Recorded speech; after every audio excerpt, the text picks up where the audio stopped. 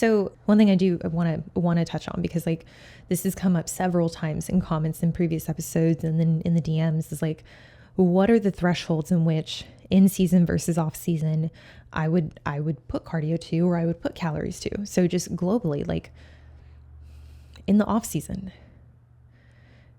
the higher cardio is, and this, I guess, saying this now, I'm like, I fucking should have led with this. That would have been much more organized in terms of the thought process. If you are in your off season at 30 minutes of cardio a day, I mean, stairs are going to be much more fatiguing than an incline walking, but incline walking, like I had a free motion treadmill. Like at one point that was in my apartment, and like, I would jack that thing up to 15%. Like 15% incline walking is no longer LISS. That is miss, if not hiss, like high intensity, steady state. Like it was a lot. Like my heart rate was 140, 150. Like it was intense. It created the deficit. It served the purpose. But like doing that, even like, okay, I'll just take a step back. Doing it at like 5%, 3 miles an hour, it's not as intense as stairs. But regardless, either modality, even doing the one that is less fatiguing, incline walking, 30 minutes a day, 6-7 days a week, like we're talking about 180 to 210 minutes for your weekly total. By putting your cardio there in order to justify a higher caloric intake,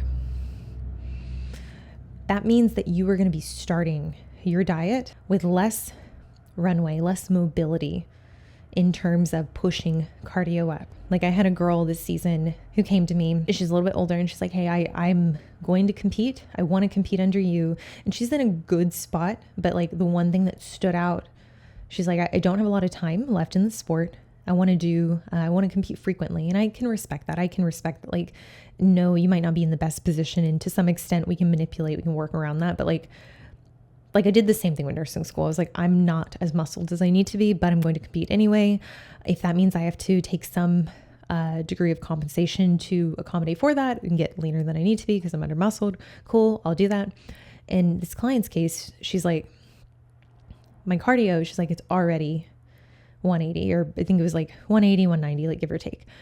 So to start off, to create the deficit for her, because she was coming from an off season, I'm like her food wasn't crazy high either. So I'm like, it's not great. And I mean, like we're going to need to rely on some fat loss tools. Cardio is going to have to go up from here. Food is going to have to go down. The perception around this might be that it is harder than you're comfortable with. And she was great. Like she was such a trooper. She's like, no, I've been doing this like 15 years. So honestly, I'm okay. 15 years. How does that even make sense? Because bikini, has it even been around 15 years? Probably not. My math is not mathing.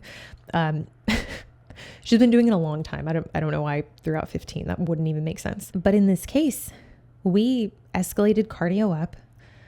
I mean, week 1 brought it to 250. I mean, it was a sizable increase. And she had like a 15-week prep. Like she didn't have a ton of weight, but I was like, I want to make sure that you have enough time to get as lean as you can, because historically you haven't gotten as lean as you need to be. I want to accommodate for like, hey, she might not have enough runway to lose at a higher percentage off the rip. So maybe we need additional weeks. Also just want to factor in a diet break, factor in being ready 2 weeks out. So, I mean, there were considerations, but ultimately starting her at like 240 or 250, whatever it was, like starting her at that cardio output to begin with, I was like, I don't love this. And would it technically be perceived, like the prep itself, would it be easier if, let's say, she wasn't at that, if she was only at 60 minutes a week or 80 minutes a week, just like a significantly less amount? Yeah, because that workup from whatever it is, like let's just say 80 minutes a week up to 180, that's 100 minutes of cardio I'm talking about on a weekly basis. It's 100 minutes of cardio that we didn't get. Like we gave up, we wrote off. So I think like for me, where I like people to come to me at, or like where I'd like them to get to in their off season, where they're not going above this, like really like 100 minutes, give or take, like 122 hours of cardio a week. I get it. Like some of my smaller clients, like we got to keep some in, because it's like, otherwise their food is going to be like 1,400. It's not going to get very high. Maybe pull it up to 15, 16. But if we were to completely remove it, like looking at their BMR, like maybe it's 1,000 calories. Like I don't want to keep fat loss agents in their off season. We have to play with that, like that balance. We'll also have to consider their hunger signaling. It's great if someone is able to sit at lower calories and they're not like a high calorie intake isn't necessitated, also being a small individual.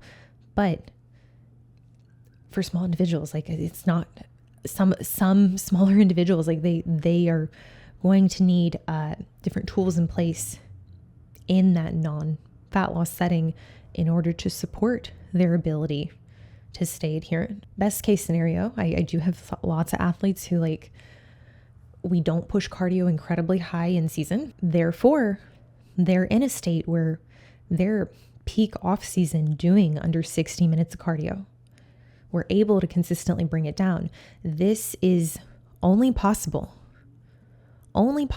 if their adherence, their food reporting is really dialed in. It's going to be incredibly hard to do this if someone's adherence is spotty, if consistently they're having overages, unplanned overages. In prep, I mean, like it's so rare for me to, and I think like, again, it goes back to the smaller clients, is like, it's so rare to have someone go up to an hour a day for 6 days a week.